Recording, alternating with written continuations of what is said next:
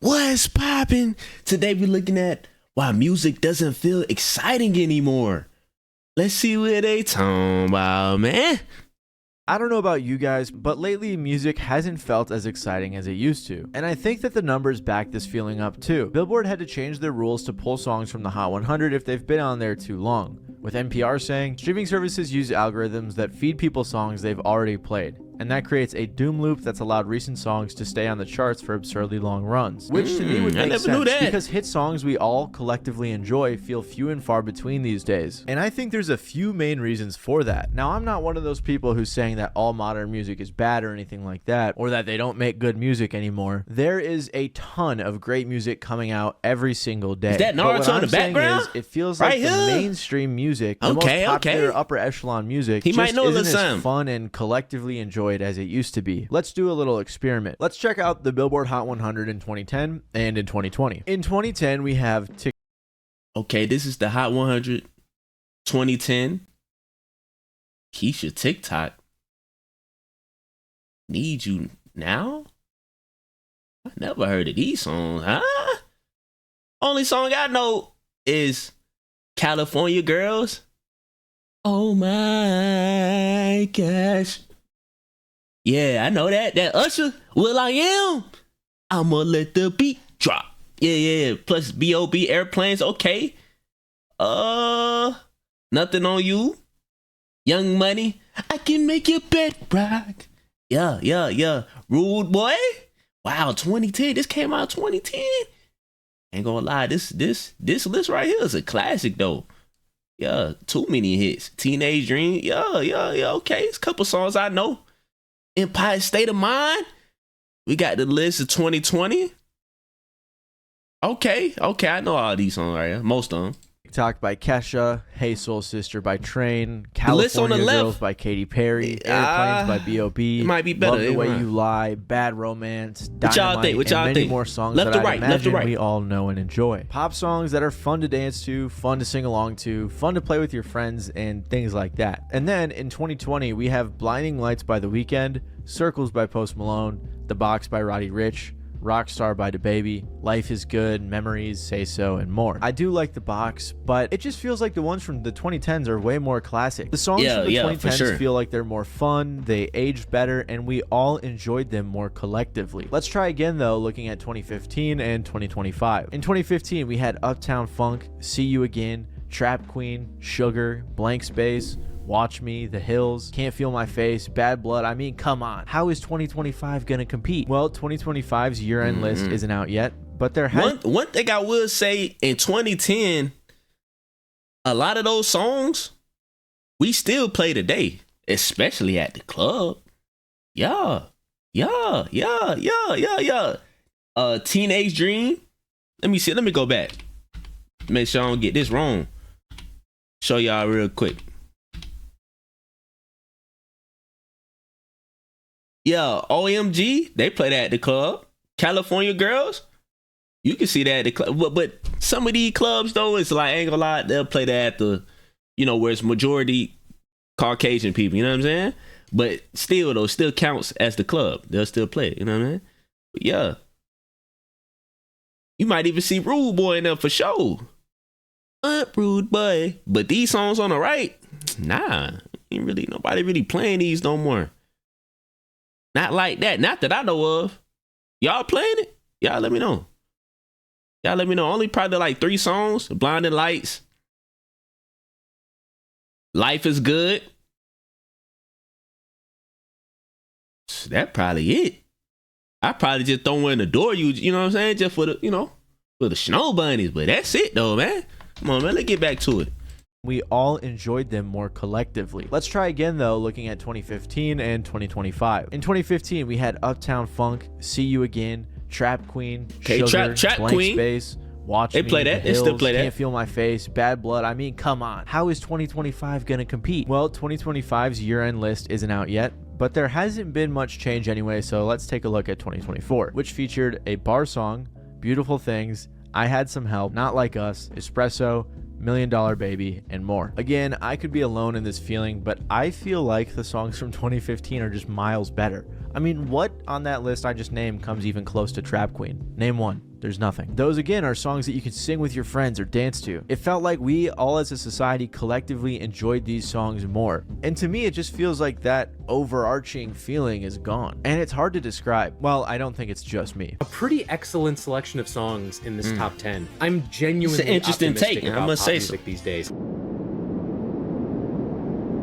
What the f happened? Now, this is completely my opinion, but I feel like, in general, modern popular music, at least these last few years, isn't that exciting anymore. Of course, there are bangers we all like here and there, and the independent, alternative, indie, and underground scenes are full of more talent than ever before, but the mainstream is suffering. And I think there are a few reasons as to why this could be. One reason could be today's terrible economy and wealth inequality. I mean, I'm spending $60 at the grocery store for some eggs, chicken, and yogurt. It's crazy. And one tool that can help you with this are outrageous. Current is a mobile banking app. Come on, man. Ain't gonna lie.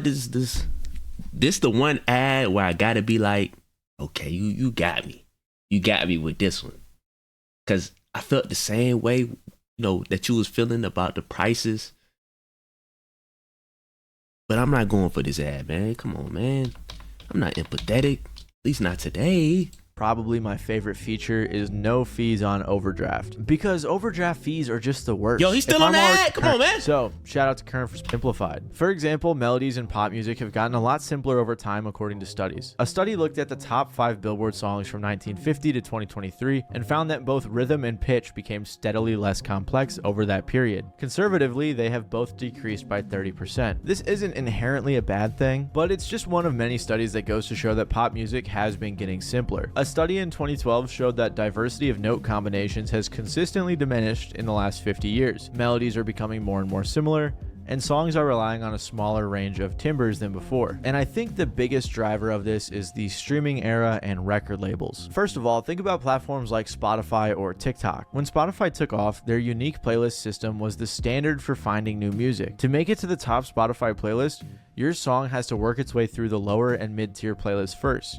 And if your song is skipped a lot, it won't graduate, making it so artists might not be inclined to have a slow intro or too crazy of an intro. And when people are listening to playlists in the background, they don't want super crazy songs. So the focus isn't on giving people reasons to listen to your music, but avoiding giving them reasons to turn it off, which is why a lot of pop songs may feel a little bit more bland or less offensive than they may have in the past. In a similar way, the TikTok era of music has artists hyper-focused on a 10-second clip of their song, usually the chorus, hoping that that one part goes viral. Whereas I think TikTok is a big factor in why music hasn't been hitting the same. A lot of artists are making TikTok anthems just to get that clip, you know, to make their song blow up and pop.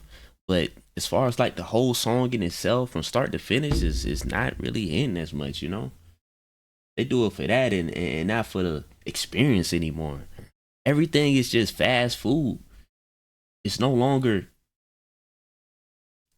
you gotta put it in the oven, wait an hour. You know what I'm saying?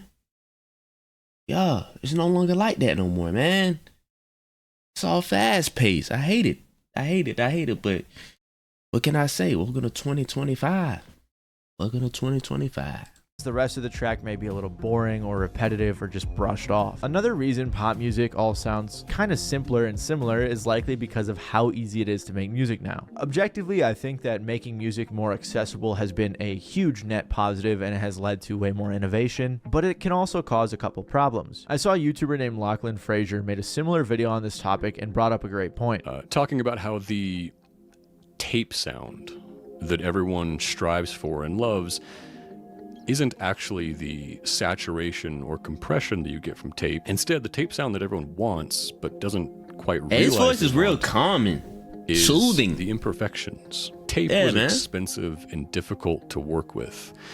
You really needed to be good at what you were doing, and if you were considering doing a retake, you really had to think it over and decide, do I really want to redo this whole take and waste more tape? And because of that, older records tend to have more flaws. But now with digital recording, you can endlessly record takes and then comp out a perfect take and then quantize it and run it through Melodyne and then stack 5 EQs and 30 other plugins on top of that. I don't really think that's the reason why music hasn't been hitting as much. If anything, I feel like the more competition the better.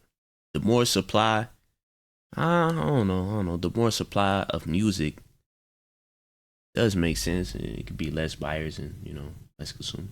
It makes sense. But I don't know though. I don't think that's why though. I don't think that's why. Like I said, it's just a fast-paced environment, and artists are, I don't know, they're not really relatable anymore. And that's a big thing. Of music is a great quote from no that substance video. And I think this leaves people yearning for some sort of imperfection in music. For example, when the SoundCloud era popped off in the late 2010s, a lot of the draw to that genre was the artist utilizing distortion. People enjoyed what most pop songs would have edited out at the time. Personally, I'm a big fan of this underground artist named Willie Crooks, who intentionally clips his kicks. If you don't know, clipping is a type of distortion when the audio is too high for the system to handle, so it just cuts off, and usually it sounds terrible. Basically, this is what clipping is. Me talking really loud into the mic, see the audio clipped, and now it sounds shitty even if it's quiet. But in his music, I think he makes it sound kind of cool. Or even vocal imperfections, like when an artist's voice cracks or messes up, can sound good. It makes the music sound so much more human. Is this another ad? And that video by Lachlan was great. However, I don't agree with all of his takes. For example, he said a lot of rap all sounds the same now. Rap music, I would argue, is probably the biggest offender of this trend. The genre seems to have just been completely taken over by minimalistic trap beats and a hyper fixation on aesthetics. They're not really offering the listener anything other than some vibes. And look, I'm not saying that every rapper needs to be Nas or Pharoah Monch or whatever, but it almost feels like being able to actually rap or write good lyrics is now somehow cringe in modern rap.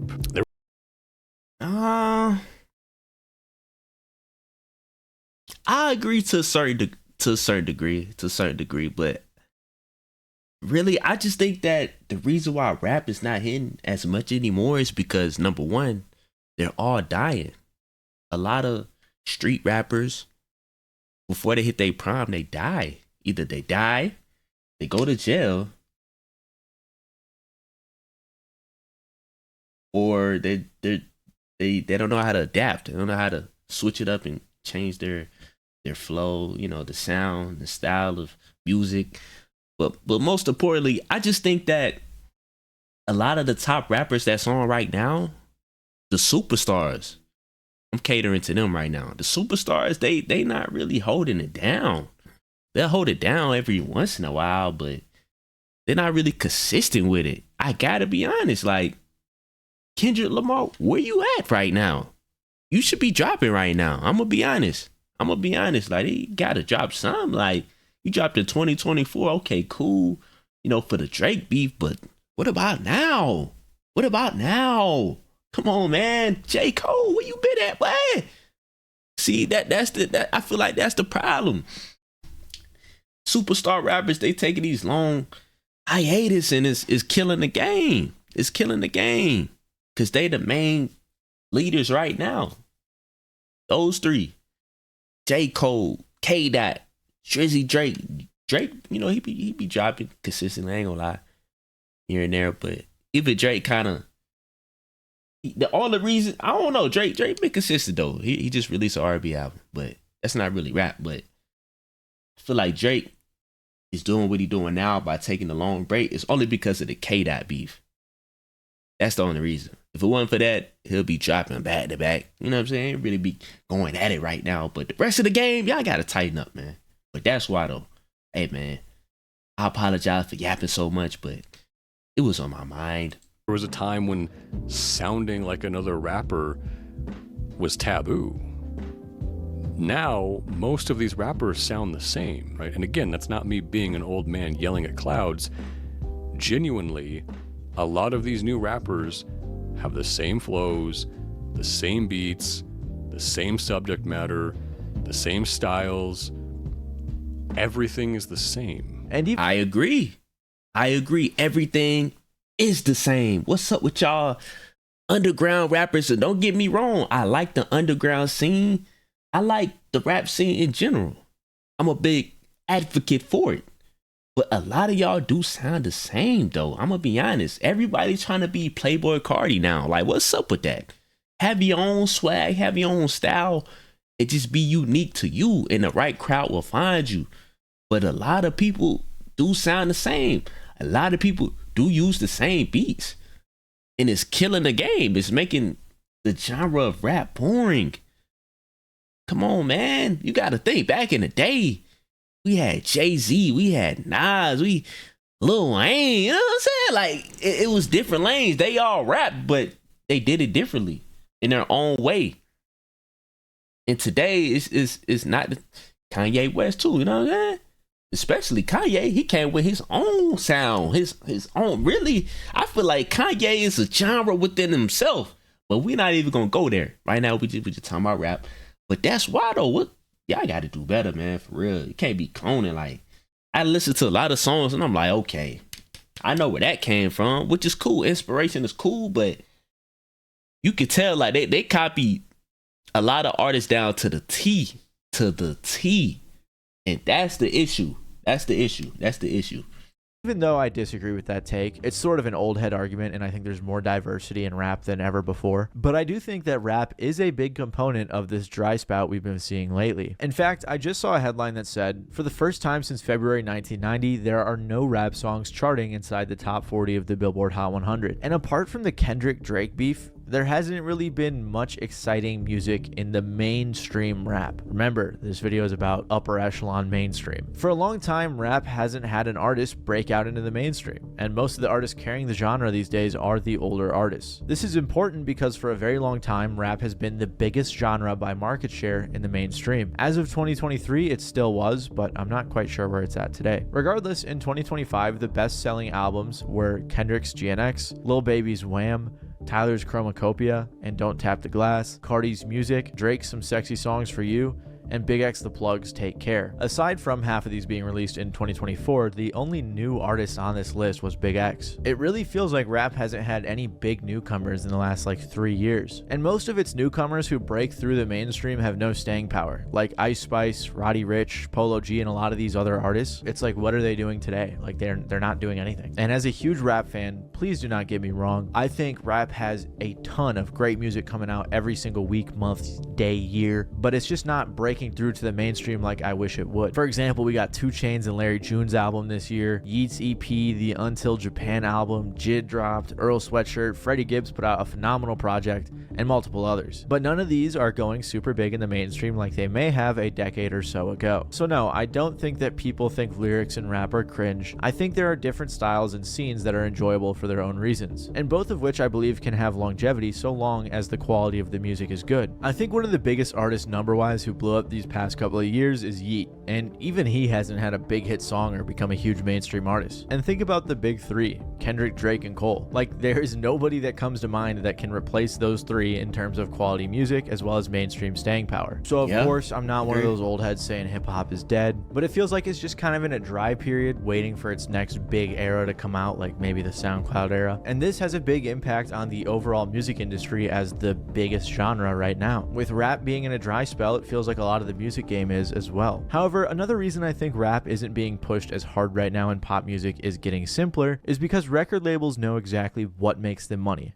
and they are milking it. If you don't know, for the most part, there are 3 major labels that own pretty much every other record label. Those labels are Warner, Sony, and Universal. Also, by the way, I kind of want to make a video on how they created like a bit of a monopoly in the music industry, so if that's interesting, let me know if you want to see that. But unless you're listening to a pretty small artist or a big artist that is explicitly independent or on an indie label, they are at the thumb of these major labels. And major labels, especially when they have a large artist or an artist they're developing, they know how to make a hit. I made a video a while ago called Why Every Popular Song Sounds the Same, and of course that was an overgeneralization, but I'm going to play you a clip of that video to show you what I mean. Scientists have studied 464,000 songs and found that both melodies and sounds of instruments are becoming much more similar. Songs are also becoming shorter because of this, and streaming platforms are prioritizing those shorter songs, mainly because shorter songs are less likely to be skipped. In the past 2 decades, labels have even acquired technology that they can use to analyze music and predict what songs will be hits. They can use services such as Hit Predictor or Shazam to see what songs will blow up. Apparently, Hit Predictor was able to predict 48 out of the top 50 radio hits in 2013. There are actually even entire companies such as Next Big Sound which are dedicated to analyzing music. I don't know, man. I just feel like how he talking. I just feel like, is this an ad, man?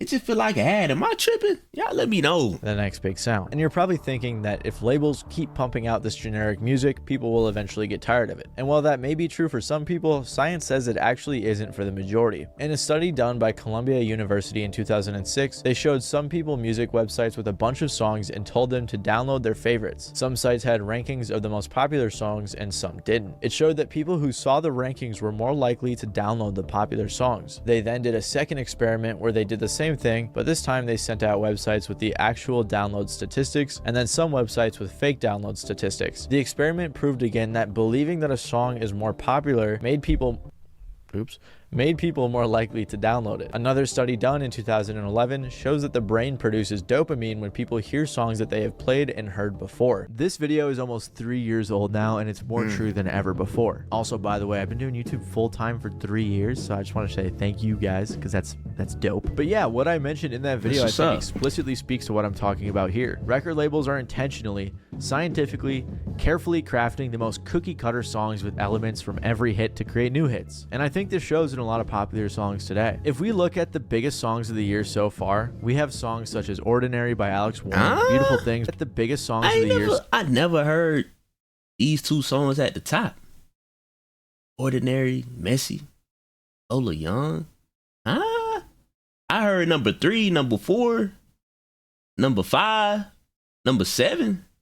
That's it. So far, we have songs such as Ordinary by Alex Warren, Beautiful Things by Benson Boone, Espresso by Sabrina Carpenter, and more. And these songs aren't bad by any means, but there's just nothing special about them. They're just pretty ordinary. Also, I'm excluding Pink Pony Club and Birds of a Feather because I actually really like those songs. But if we're being honest, Birds of a Feather probably isn't all that special either. On top of all this, though, not only are labels pushing for these cookie cutter songs, but now they are straight up nostalgia baiting. What I'm about to tell you is kind of crazy, but you know how they have writing camps in the music industry? If not, it's basically where music industry people get a bunch of songwriters together, maybe looking to sell these songs to certain artists or asking the writers to write a certain type of vibe song, like write a love song. But now they have camps that are specifically asking writers to write songs using interpolations. I found this out when making my previous video called The Art of Stealing Music Legally. Interpolating is basically borrowing and repurposing a melody, somewhat similar to sampling. Then once these new songs that interpolate old songs are written, they are sold to artists throughout the industry. And many in the sociology world argue that monoculture ended by the 21st century, mainly toward the end of the 2010s, due to the rise of streaming media and the fracturing of popular culture. Ain't gonna lie, he kind of lose me. Hey man, it's your boy Scotty Love. I just want to appreciate everybody for tuning in. And last but not least, I'm gone.